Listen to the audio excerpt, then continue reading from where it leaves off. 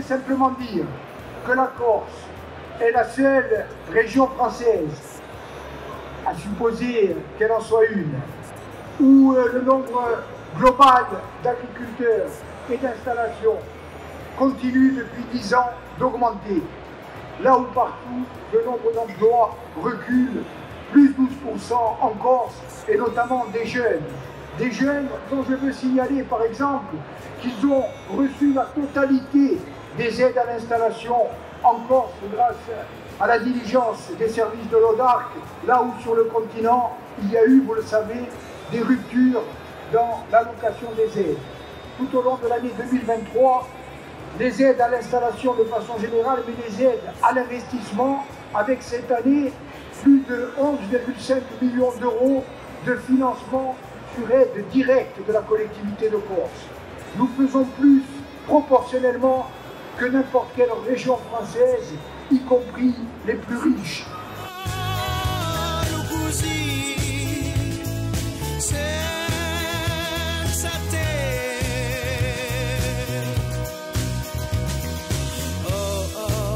Le salon de l'agriculture, c'est 450 mètres, 80 producteurs sur 10 jours. L'ensemble des filières sont représentées, que ce soit filière châtaigne, huile d'olive. Toutes les filières présentes en Corse sont représentées sur le salon de l'agriculture.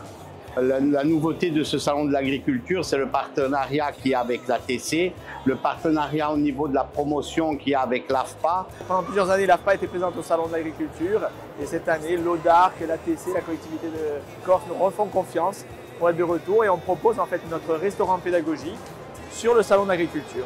L'idée, c'est de promouvoir les produits corse, autour du sauté de veau, les chines de porc, le figaté, tous les produits qu'on propose dans notre restaurant pédagogique en Corse et aujourd'hui sont testés sur le salon.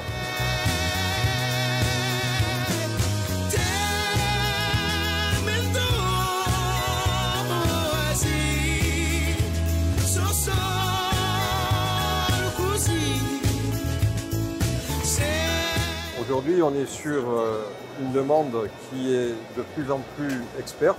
On vient de ce que l'on appelait avant le tourisme rural. Ça a commencé comme ça, dans les années 50, après la guerre. Le tourisme rural, c'était un peu le retour aux sources, le retour aux racines des populations qui s'étaient urbanisées. Donc c'était ce qu'on qualifierait aujourd'hui d'un tourisme affinitaire.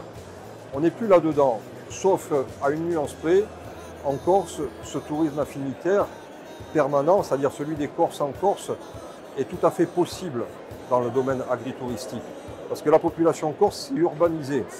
Elle a rompu petit à petit le lien avec la terre, et voire même avec le village. Et cette population corse urbaine constitue un nouveau marché pour l'agritourisme.